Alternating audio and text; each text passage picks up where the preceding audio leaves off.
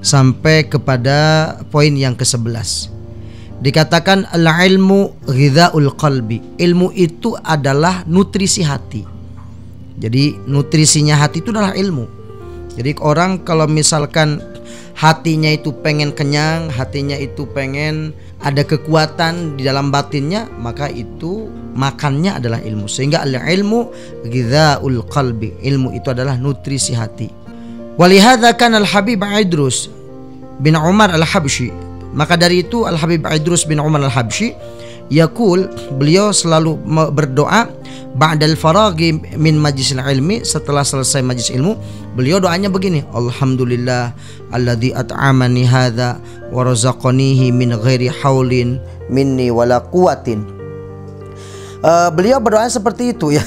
Jadi doanya doa setelah makan. Karena apa? Karena memang ilmu itu adalah makanan hati gitu ya, nutrisi hati. Sehingga beliau setiap kali selesai majlis ilmu doanya mirip dengan doa makan, alhamdulillahilladzi at'amani hadza wa razaqani min ghairi haulin wa minni wala quwwatin. Kama yaqulu dzalika ba'dal akli, sebagaimana selalu diucapkan dibacakan setelah makan, setelah didoakan setelah makan. Au ma hadza ma'nahu, atau yang semakna dengan ini. Artinya bacaannya pokoknya mirip dengan bacaan doa selesai makan, karena ini nutrisi hati adalah apa? Ilmu. Jadi seolah-olah orang ini selesai makan atau sudah makan. Qala al-Imam Syafi'i, poin yang ke-12, Imam Syafi'i radhiyallahu anhu, beliau nafa'anallahu bih, nafa'allahu bihi, semoga Allah memberikan kemanfaatan kepada kita semua, dari Imam Syafi'i radhiyallahu anhu. Beliau mengatakan begini, man la yuhibbul ilma la khaira fihi. Barang siapa yang tidak cinta dengan ilmu, sesungguhnya orang itu tidak ada kebaikannya. Jadi tidak ada orang yang tidak ada kebaikannya dalam diri seseorang ketika dia tidak mencintai ilmu. Anda ingin tahu dalam hatinya orang itu ada kebaikan atau tidak? Tinggal dilihat, cintakah dia terhadap ilmu atau tidak. Karena kata Imam Syafi'i, man la yuhibbu al-ilma la khaira fi. Orang yang tidak cinta dengan ilmu, maka itu tidak ada kebaikan dalam dirinya. Maka fala takun bainaka wa bainahu ma'rifatun wala shadaqatun. Ya. Maka jangan ada di antaramu dan di antara ilmu adalah perkenalan. Ya, wala shadaqatun, atau persahabatan. Shadaqah ini sodik, tidak dari makna sodik, persahabatan. Jadi enggak ada perkenalan, enggak ada persahabatan antara dirimu dengan apa? Dengan ilmu, kalau kamu tidak cinta dengan ilmu, tidak ada kebaikan dalam hatinya. Maka fala takun bainak wa bainahu ma'rifatan, maka tidak akan ada antara dirimu dengan ilmu adalah apa? Perkenalan dan juga persahabatan. Artinya orang tersebut tidak akan cinta terhadap ilmu, sehingga ilmu tidak akan menjadi temannya dia, tidak akan kenal dengan ilmu. Kenapa? Karena tidak ada kebaikan di dalam dirinya. Fa innal ilma hayatul qulub, karena ilmu itu adalah hidupnya hati. Orang kalau hatinya pengen hidup, maka dengan ilmu. Selain itu, wa misbahul basairi, dan juga adalah lentera mata hati. Jadi hidupnya hati, lentera mata hati, yaitu dengan ilmu. Sebagaimana disebutkan dalam kitab Al-Mandiusawi dan juga dalam kitab Nurul Absar. Ini adalah pembahasan tentang keistimewaan ilmu dan keistimewaan ta'lim, yaitu mengajarkan ilmu. Sekarang kita akan membahas tentang pembahasan baru, yaitu adalah al-ibadah bighairi ilmin. Bagaimana orang-orang yang ibadah tanpa ilmu.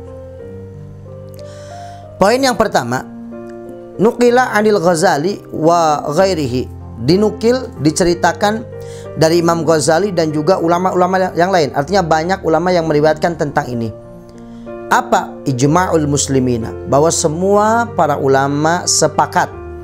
Ya, dinukil dari Imam Ghazali dan lain sebagainya, bahwa ini sudah menjadi kesepakatan para kaum muslimin, para ulama, ala annahu la yajuzu li ahadin al-iqdam ala fi'lin hatta ya'lama hukmallahi fihi, bahwa tidak boleh bagi seseorang siapapun untuk maju akan melakukan suatu perkara sampai dia tahu bagaimana hukum Allah di dalamnya. Artinya begini, Kalau Anda akan berbisnis, misalkan Anda tidak boleh berbisnis terkecuali Anda harus tahu bagaimana hukumnya bisnis tersebut diperbolehkan atau tidak dengan cara tersebut. Ketika Anda akan melakukan apapun pekerjaannya, mau makan itu, mau makan ini, mau melaksanakan itu, melaksanakan ini, ya, maka semuanya Pak, tidak boleh itu dilakukan terkecuali sudah mengenal hukum Allah. Anda akan menikah, maka Anda ketika akan menikah terlebih dahulu tidak boleh, sudah menjadi imam ulama, tidak boleh Anda sembarangan langsung menikah begitu saja terkecuali dia sudah mempelajari, ya'lam, mengetahui, alima ya'lamu hukmallah, mengetahui hukum Allahnya dalam pernikahan itu. Apa? Dari mulai bagaimana hukumnya akad nikah, bagaimana pernikahan, bagaimana langkah-langkahnya untuk menuju kepada pernikahan, dari mulai ta'arufnya, dari mulai khitbahnya, dari mulai akad nikahnya, akad nikah yang sah seperti apa, bagaimana, lalu tentang hukum-hukum yang berkaitan dengan apa? Berkaitan dengan pernikahan, seperti misalkan tolaknya seperti apa, ya. Kalau mau tolak itu berapa jatahnya, dan bagaimana ucapan seorang suami ketika mengucapkan tolak dalam keadaan marah misalkan, atau dalam keadaan tidak sadar, atau misalkan dalam keadaan tidur dan lain sebagainya. Lalu kewajiban-kewajiban seorang suami apa saja, kewajiban seorang istri apa saja, lalu bagaimana cara mensikapi seorang suami ketika begini, istri begini, dan nanti kalau misalkan ada ucapan perceraian antara suami, ucapan dari seorang suami, misalkan seorang suami kepada istrinya anti tolik, diucapkan kamu tertolak salasan 3 kecuali misalkan, ya, kecuali 2 dan 1, itu nanti jadinya berapa? 3, tidak ada, terjadi semua, atau hanya 1 terjadinya, atau 2, atau berapa. Dan itu semua dalam ahkam, ya, tata'alaq bitolak, hukum-hukum yang berhubungan dengan tolak itu panjang lebar. Belum lagi dalam masalah iddahnya, nanti iddahnya bagaimana. Kalau masih haid, maka iddahnya seperti apa? Kalau ditolak dalam keadaan hamil, iddahnya bagaimana? Kalau sudah tidak pernah keluar darah haid, maka berapa bulan iddahnya? Dan seterusnya hukum-hukum yang berkaitan tentang masalah pernikahan. Maka tidak boleh seseorang itu menikah terkecuali dia harus mengenal terlebih dahulu, mengetahui terlebih dahulu hukum-hukum Allah Subhanahu wa taala yang berada di dalam apa yang akan dilakukan oleh orang tersebut. Nah, ini sudah menjadi ijma' ulama kata Imam Ghazali dan juga ulama-ulama yang lain. Maka di sini berarti menunjukkan apa? Bagaimana pentingnya kita mempelajari ilmu apapun ketika kita akan berurusan. Kita akan usaha tentang gade, maka belajar tentang bab gade. Kita akan membuka rental, maka belajar bab ujroh. Kita akan membuka kredit yang benar seperti apa aturan syariat, ya. Lalu akan jual beli yang bagaimana dengan sistem itu, sistem ini, itu boleh apa tidak dan sebagainya. Itu semua harus dipelajari, diketahui ketika orang tersebut akan melakukannya, ya, apapun itu. Seperti itu. Dan ini disebutkan dalam kitab Fathul Alam. Poin yang kedua, bahwa ibadah itu tanpa ilmu itu bahaya, ya, tanpa ilmu itu bahaya. Qala Umar bin Al-Khattab radhiyallahu anhu. Sayyidina Umar bin Al-Khattab radhiyallahu anhu, beliau bersabda, beliau mengatakan begini, la yabi' fi suqina wa la yashtari man lam yatafaqqah. Masya Allah. Sayyidina Umar bin Al-Khattab beliau berkata bahwa tidak akan ada satu orang pun, ya, yang jual beli, yang menjual barang di pasar, walashtari, atau dia membeli di pasar, malam yatafaqah, orang yang tidak faqih, yang tidak faham tentang hukum tersebut. Jadi semua orang, kata Imam Sayyidina Umar bin Khattab, beliau mengatakan semua orang yang berada di pasar ketika mereka melakukan transaksi jual beli, maka antara ba'i, pembeli, wal mushtari, dan penjual, semuanya, dua-duanya mereka betul-betul mengetahui tentang hukum daripada jual beli tersebut. Tidak ada di pasar yang tidak faqih, yang tidak faham tentang urusan jual beli ketika mereka sedang berurusan dengan jual beli. Kenapa? Fa inna man lam yatafaqqah akala riba. Karena orang kalau tidak faqih, tidak pintar, tidak faham di dalam masalah satu transaksi, bisa saja dia akala riba. Dia ternyata memakan harta riba, ya. Masuk terjumus ke dalam masalah bab riba karena dia tidak faham. wa huwa la ya'lam, dan dia tidak menyadari, dia tidak tahu bahwa ternyata dia itu terjerumus ke dalam riba. Nah ini makanya pentingnya antara dalam jual beli itu harus paham betul supaya apa? Supaya tidak terjerumus ke dalam riba, supaya tidak memakan makanan riba atau harta riba. Intaha, selesai dari kitab An-Nasaih Ad-Diniyah, dari dalam kitab An-Nasaih Ad-Diniyah. Poin ketiga, qala Umar bin Aziz radhiyallahu anhu, berkata Sayyidina Umar bin Aziz, beliau mengatakan begini, man amila ala ghairi ilmin, barang siapa yang beramal melakukan suatu ibadah ala ghairi ilmin, tapi dia tidak menggunakan ilmu, tanpa ilmu, dia tidak tahu tentang ilmunya bagaimana dalam beribadah tersebut, dalam beramal tersebut, tapi dia mengamalkannya. Mungkin dia sedekah misalkan, tapi dia tidak paham ilmunya bagaimana yang benar sedekah. Ya, dia melakukan zakat, tapi dia tidak paham bagaimana caranya zakat dan sebagainya.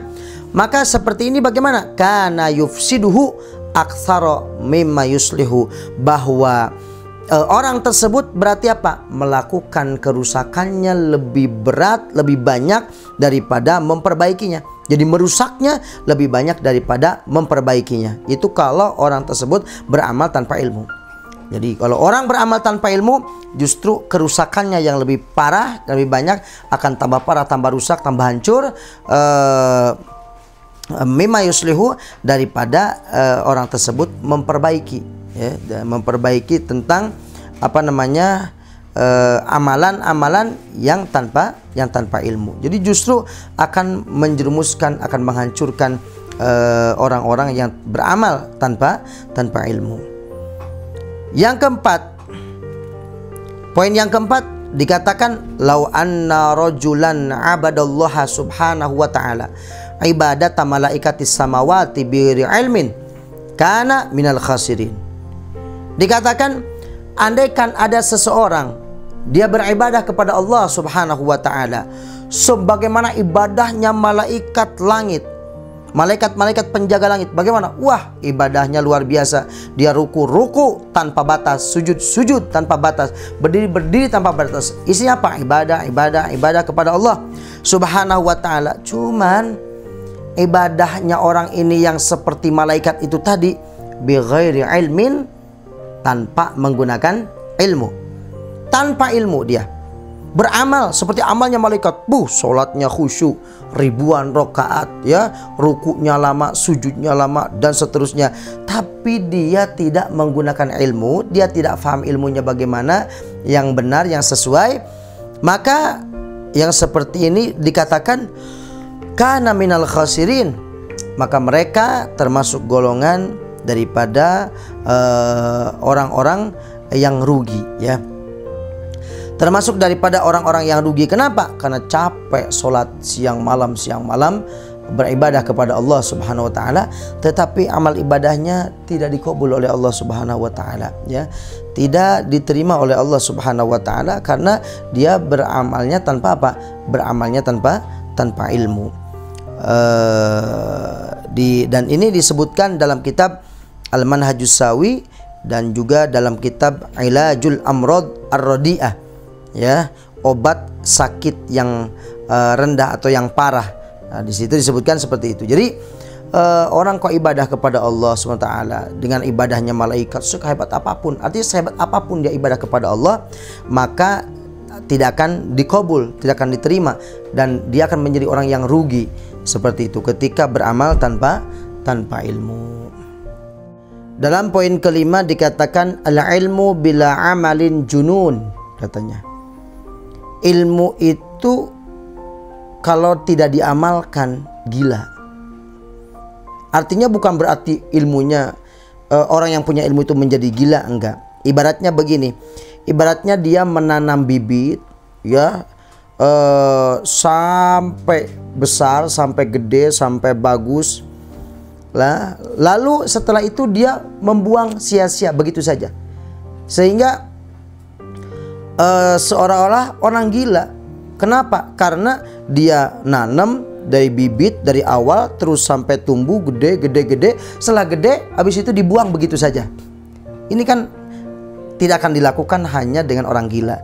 Nah, orang ibaratnya punya ilmu tapi tidak diamalkan. Ibaratnya dia sudah punya pohon besar, namun dia malah membuangnya. Dia urus dari kecil, dia belajar ilmu dari mulai nol sampai dia menjadi pintar. Ibaratnya dia menanam bibit terus sampai menjadi pohon, punya ilmu, alim. Tidak diamalkan, seolah-olah ilmu ini dibuang begitu saja. Maka tidak ada orang yang melakukan itu terkecuali siapa? Orang yang gila. Nah, itu maksud daripada al-ilmu bila amalin jununun. Maksudnya seperti itu. Wal amal bighairi ilmin la yakun. Sementara beramal tanpa ilmu itu sia-sia. La yakunu, tidak akan terwujud, tidak akan terjadi, tidak akan mendapat pahala. Artinya sia-sia. Sebagaimana disebutkan dalam Nazam Zubad, wa kullu man bighairi ilmin ya'malu amaluhu mardudatun la tuqbalu. Jadi ilmu tanpa amal itu ibaratnya seperti orang gila, dan beramal tanpa ilmu itu sia-sia. Ya. Amal tanpa ilmu sia-sia. Kenapa? Karena dia beramal sholat ribuan rakaat tapi ternyata dia melakukan hal yang batal yang dia tidak sadar kalau itu batal. Sehingga kira-kira sholatnya diterima apa tidak kalau misalkan ternyata itu dia melakukan hal yang batal? Tidak. Gimana tuh sholat yang ratusan kali, ribuan rakaat misalkan setiap hari? Itu semuanya akan menjadi sia-sia. Gara-gara apa? Gara-gara tidak punya ilmu. Sebagaimana disebutkan oleh Imam Ghazali dalam kitab Ayyuhal Walad. Jadi ini kalam ini dari kitab Ayyuhal Walad kalangan Imam Al-Ghazali. Al ilmu bila amalin junun wal amalu bila ilmin la yakun. Poin yang keenam, an rajulin min ahlil maghrib. Diceritakan ada seseorang dari ahlil maghrib, dari daerah Maroko, ya, daerah Maghrib, daerah Maroko. Kan annahu kana katsirul ijtihad fil ibadah, di mana ada satu orang Maroko ini dia banyak sekali beribadah pada Allah. Dia itu tekun dalam beribadah kepada Allah Subhanahu wa taala. Nah, orang yang ahli ibadah ini suatu ketika annahu ishtara atanan. Dia satu hari membeli keledai betina. Atan itu adalah ungsal himar. Jadi keledai perempuan, berarti keledai betina. Dia memberi keledai betina. Walam yasta'milha fi syai'in.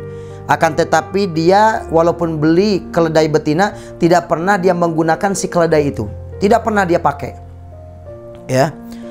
Sehingga orang-orang tetangga pun lihat, orang ini bukannya dia beli keledai betina ya, tapi kok gak pernah ngelihat dipakai untuk jalan, untuk transportasi sana sini. Karena pada zaman itu transportasi pakai himar, pakai keledai. Lalu fasalahu insanun, ada satu orang yang ya istilahnya kepo gitu ya. Dia nanya ke si laki-laki yang ahli ibadah yang membeli keledai betina ini, an sababi imsakiya, dari sebab kenapa dia itu tidak menggunakan keledai itu. Dia menahan untuk menggunakan keledai itu. Kenapa nggak dipakai? Buat apa Anda beli cuma-cuma kalau tidak dipakai? Maka apa jawabannya? Faqala. Maka dia orang yang tekun ibadah dari orang Maghrib, dari Maroko ini, dia berkata begini, ma umsikuha, saya tidak menahan keledai betina ini illa li uhassina biha farji, terkecuali saya ini untuk beli itu untuk menjaga kemaluan saya. Jadi saya beli betina keledai betina itu bukan untuk ditunggangi istilahnya jadi transportasi, tapi untuk ditunggangi supaya saya tidak zina, katanya. Niatnya bagus. Apa? Dia karena tekun beribadah, dia tidak mau melakukan dosa besar itu yang namanya zina, sehingga dia ini beli keledai betina. Biar apa? Kalau pelampiasannya ini bukan ke orang tapi ke betina. Dia kira kalau ke betina nggak dosa gitu kan. Nah, kenapa Anda nggak pernah pakai itu keledainya buat transportasi sini? Enggak, saya beli itu bukan itu apa? Untuk menjaga kemaluan saya supaya saya tidak zina. Oh, wakana la ya'lam tahrima ityanil bahaim. Dia tidak tahu kalau menyetubuhi hewan atau menyetubui binatang pun sama, hukumnya haram, dosa. Ini kan apa? Beramal apa? Tanpa ilmu. Dia niatnya bagus, beramal apa? Supaya terjaga dari zina. Namun karena tidak pakai ilmu, sehingga apa? Akhirnya malah mendatangi atau menyetubui binatang. Dia anggap tidak haram. Sama saja haram. Mendatangi itu semua haram. Ya, seorang perempuan ketika melihat terong lalu dia syahwat, ini juga haram. Tidak boleh. Ya, bahkan ada di sebagian pesantren karena ada kasus, jadi akhirnya tidak boleh ada terong masuk. Tidak boleh ada timun masuk karena bahaya seperti itu. Naam, falamma arrafahu bitahrimihi, ketika sudah dikasih tahu, pak sini pak, duduk sini. Anda itu beramal, niatnya baik, bagus, tapi Anda tidak tahu ilmunya. Tahu nggak? Menyetubui hewan pun itu hukumnya haram Bapak, ya, tetap sama dosanya.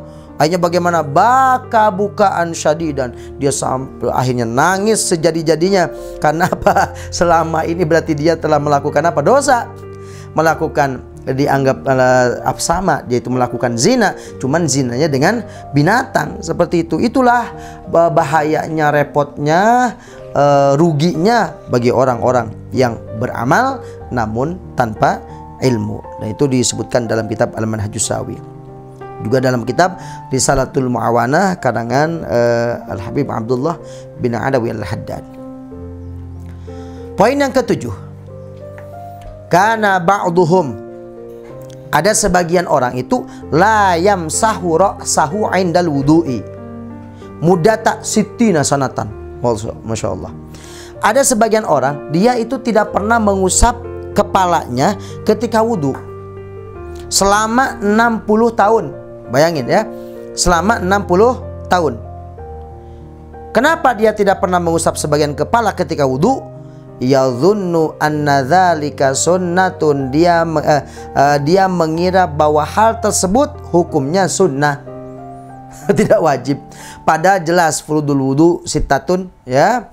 An-niyatu yang pertama, yang kedua adalah ghuslul wajhi, yang ketiga ghuslul yadaini, yang keempat mashu ba'dir ra'si. Ya, itu termasuk fardu wajib. Dan dia mengira itu tidak wajib, sehingga selama 60 tahun setiap kali wudhu tidak pernah mengusap kepalanya. Faqila lahu, lalu dibilangin ini orang, Bapak, iya, aid as-salata litilkal muddah, ulangi sholatmu selama 60 tahun. Waduh. Ulangi sholatmu selama 60 tahun. Kenapa? Kamu wudhunya tidak sah. Loh, kok bisa? Kamu tidak pernah mengusap sebagian dari kepalamu. Masya Allah, bayangin 60 tahun harus mengqadha sholatnya dan 60 tahun sia-sia. Apa gara-garanya? Dia tidak punya ilmu, tidak belajar ilmu, tidak mengetahui bahwa mashu ba'dir ra'si itu adalah wajib hukumnya. Nah, ini rugi besar bagi orang yang beramal tanpa ilmu itu. Poin yang ke-8, Al-Habib Abdullah bin Husain bin Tahir. Ini pengarang kitab Sulamut Taufiq, ya, Abdullah bin Husain bin Tahir. Lamma tala'al Banadir, ketika beliau melihat Banadir atau datang ke Banadir, yaitu adalah satu daerah yang luas, jadi kampung yang gede, kampung yang penduduknya banyak. Al-Banadir jam'u bandar, wa yutlaqu 'alal balad al-kabir, jadi kampung yang gede, daerah yang besar, yang banyak penduduknya. Huwa, beliau Al-Habib Abdullah bin Husain bin Tahir, wal Habib Abdullah bin Umar bin Yahya. Kedua-duanya ini orang-orang hebat semua, karena di Tarim itu ada Abadilah Sab'ah, ada 7 Abdullah, ya, yang hebat-hebat. Abdullah bin Ahmad Basaudan yang terkenal dengan Hadrah Basaudannya, dan kitab-kitabnya beliau juga banyak. Ada Abdullah bin Husain bin Tahir, ada Abdullah bin Umar bin Yahya, dan Abdullah yang lain. Ada 7 Abdullah pada waktu itu sezaman, yang mana mereka alim semuanya. Sebagaimana di zaman Nabi juga ada Abadilah yang banyak. Abdullah bin Umar, Abdullah bin Abbas, ada lagi Abdullah bin Mas'ud, ya, itu Ibnu Mas'ud, Ibnu Umar, Ibnu Abbas, itu semua namanya Abdullah. Dan di situ pun pada waktu itu ada Abadilah Sab'ah, ada 7 Abdullah yang luar biasa. Beliau Al-Habib Abdullah bin Husain bin Thahir, ketika beliau sampai ke satu kampung yang penduduknya begitu banyak, dan juga Al-Habib Abdullah bin Umar bin Yahya, qala, beliau berkata begini, abtolna salasata mi'ati aqdin wajadnaha fasidatan. Saya membatalkan 300 akad. 300 akad saya anggap semua itu batal. Bayangin, aduh, udah punya anak, udah punya cucu, ternyata apa, akadnya batal. Ya. Wajadnaha fasidatan, dan kami temukan ternyata itu fasidah. Ternyata itu rusak akadnya, tidak sah akadnya. Lalu wasahahnaha, lalu kami benarkan akad mereka. Wa aljahum illal jahla.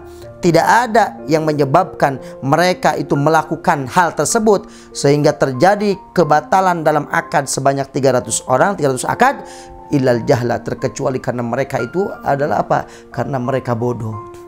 Maka kebodohan itulah yang akan menyebabkan kerugian.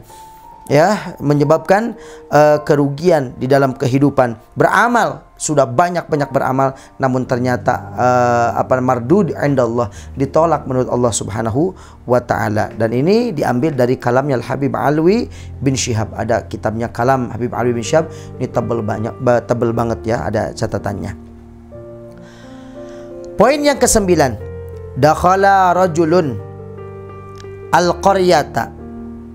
Ada satu orang, dia masuk ke satu kampung. Wa yadhunnu ahluha annahu minal ulama.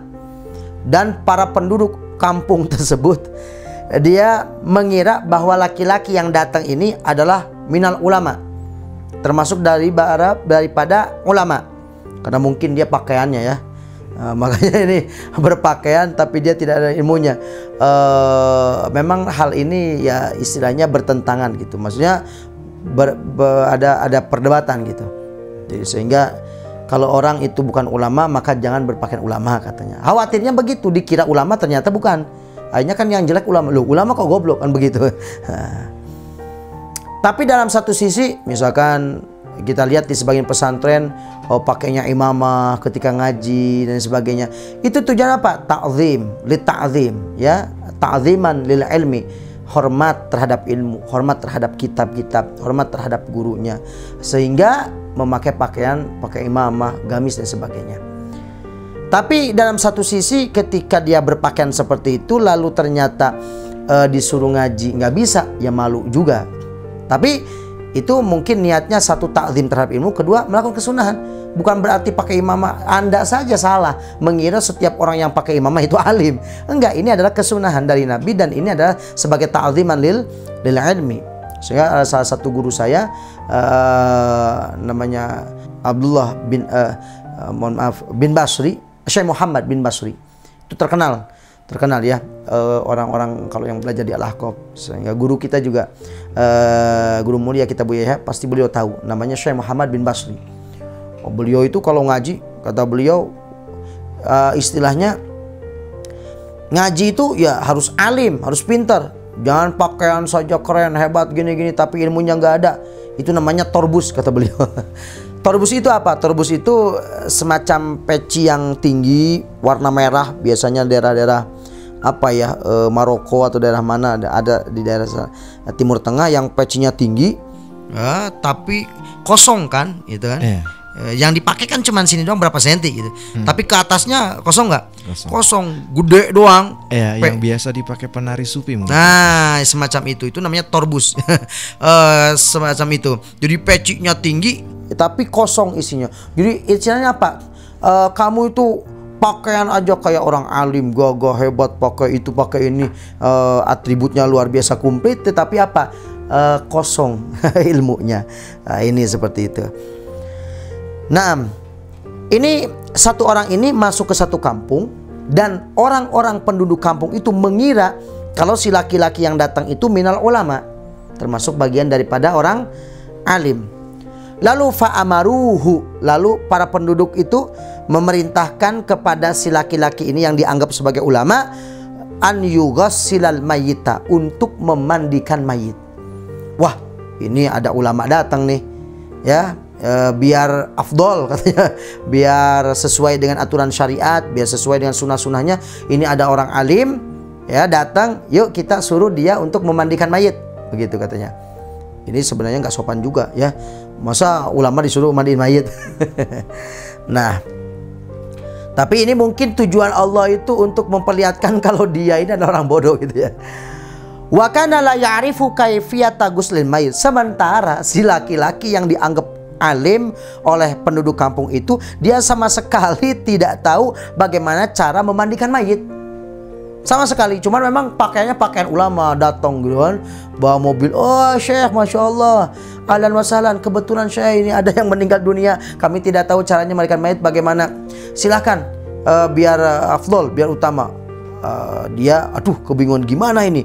Tapi kalau misalkan nggak mau, saya udah dianggap ulama alim, sementara saya nggak tahu bagaimana cara memandikan mayit. Falamma ghassalahu, ketika dia sudah memulai memandikan mayit, saqatal mayitu. Mayitnya jatuh dari apa? Dari ranjangnya. Buak, jatuh. Dan ketika jatuh kemana larinya? Bukan lari ya, artinya jatuh terus dakhala wadakhala majrol ma'i, dan masuk ke comberan, ke saluran pembuangan air ya, saluran air. Berarti ya saluran air kalau bagus ya berarti istilah Sunda mah hawangan ya. Aliran air kali kecil. Kalau kotor berarti comberan kan begitu. Pokoknya begitu dimandiin dia, karena bingung gimana, pas dibalikin taunya gelundung masuk kemana? Ke tempat saluran pembuangan air. Wanasu yantadhirunahu fil kharij. Sementara orang-orang kampung itu pada nunggu di luar, nungguin mau nyolatin, nungguin dimandikan mayit. Selesai memandikan mayit. Walamma fatahul baba, ketika sudah lama, akhirnya orang-orang itu membuka pintu. Pas buka pintu, mayitnya ada di mana? Ada di saluran air. Qala, si laki-laki itu dengan sigap lahum kepada orang-orang yang membuka pintu, masyarakat sana, khaifan, dalam keadaan ketakutan. Apa dia bilang? Mayitikum hadza waliyun minal auliya. Akhadahul malaikatu ila sama. Kata dia bilang sambil ketakutan, kaget dan ketakutan. Bapak-bapak, mayit Anda ini adalah salah satu wali daripada wali-wali Allah, yang mana diambil oleh malaikat ke langit lalu dijatuhkan ke sono. No, itu sekarang mayitnya dari situ jatuh. Seperti itu. Padahal dia nggak tahu caranya memandikan mayit, akhirnya gelundung mayitnya seperti itu. Ya Allah, ngebayangin kasihan mayitnya ya. Nah, ini adalah buah daripada apa? Semua ini adalah ibadah tanpa ilmu, beramal tanpa ilmu, sehingga akan rugi bagi orang-orang yang melakukan hal tersebut. Jadi beramal banyak tetapi tidak ilmu, sehingga akhirnya mardud indallah subhanahu wa ta'ala, ditolak oleh Allah subhanahu wa ta'ala. Sekarang kita masuk ke judul yang ketiga tentang kitabul ilmi, itu adalah fadlu thalabil ilmi, keutamaan mencari ilmu. Poin yang pertama, an Abi Waqid Al-Laitsi, dari Abi Waqidin Al-Laitsi, anna Rasulullah sallallahu alaihi wasallam, bahwa Rasulullah SAW bainama huwa jalisun fil masjidi, suatu ketika Nabi sedang duduk di masjid, wan nasu ma'ahu, dan ada beberapa orang yang sedang duduk bersama Nabi. Idz aqbala salasatu nafarin, Nabi sedang duduk-duduk santai di satu majelis di masjid, orang-orang ada di samping Nabi, ada 3 orang datang kepada Rasul. Fa aqbala isnani ila Rasulillah SAW, yang 2 dia menghadap Nabi. Wa dhahaba wahidun, yang 1 dia pergi. Jadi kelihatan nih ada 3 orang datang ya. Pas begitu lihat Nabi, yang 2 deketin Nabi, yang 1 malah pergi dia. Qala, lalu Abi Waqid Al-Laitsi beliau bercerita, fa waqafa ada Rasulullah sallallahu alaihi wasallam. Yang 2 ini kan, yang 2 tidak pergi ya. Dia melihat Nabi itu nggak pergi. Lalu yang 2 ini dia langsung duduk di depan Nabi. Fa'am ahaduhuma, adapun duduknya bagaimana? Yang 1 dari kedua ini, faro'a furjatan fil halaqah. Si yang 1 ini dia melihat ada tempat kosong di dalam kumpulan tersebut, di majlis Nabi tersebut, hanya fajala safiha, lalu dia langsung ambil duduk di tempat yang kosong di majlisnya Nabi itu. Yang satu tengok-tengok, wa amal akharu fajalasa khalfahum. Tapi yang satu dia duduknya di belakang. Jadi ini misalkan Nabi di tengah nih, para sahabat di sampingnya banyak. Ada 3 orang datang, tapi aneh, yang satu lari, balik lagi.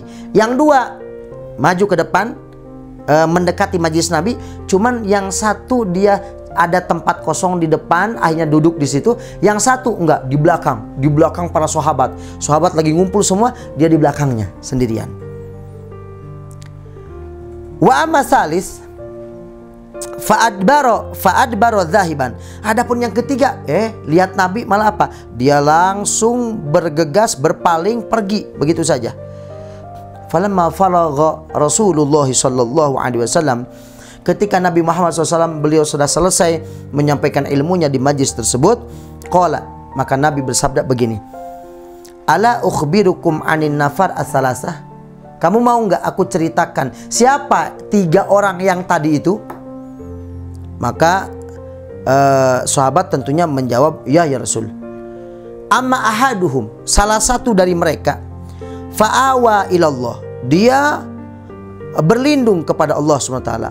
Maka fa'awahullah, maka Allah melindungi dia. Ya. Wa amal akhar, adapun yang satu, fastahya minallah, dia malu karena Allah. Lalu fastahyallahu minhu, lalu Allah malu kepada orang tersebut. Wa amal akharu fa'arada anillah fa'aradallahu anhu, adapun yang satu dia berpaling dari Allah sehingga Allah pun memalingkan kepada orang tersebut. Yang duduk di tengah-tengah itu dia berlindung kepada Allah, mendekat ya di tengah-tengah majelis, meminta perlindungan. Artinya seolah-olah dia berlindung kepada Allah sehingga Allah pun melindunginya. Yang satu dia di belakang, kenapa? Malu dari Allah Subhanahu wa taala. Ya Allah gitu ya, karena masih banyak dosa. Sehingga fastahyallahu minhu, lalu Allah pun malu kepadanya. Artinya Allah malu itu bukan berarti Allah itu memang malu, artinya Allah langsung memperhatikan kepada orang tersebut dan memberikan pahala yang besar. Ya, sehingga dia duduknya di belakang. Adapun yang satu dia berpaling dari Allah sehingga Allah pun berpaling darinya. Nah, ini tiga golongan tadi atau 3 orang tadi ini sebenarnya bukan orang gitu ya, tetapi diibaratkan seolah-olah dia itu adalah amal. Yang satu berlindung kepada Allah, yang satu malu kepada Allah, yang satu berpaling dari Allah Subhanahu wa taala. Dan ini disebutkan dalam kitab Al-Manjusawi dan juga kitab Nafahatun Nasim Al-Hajiri, seperti itu.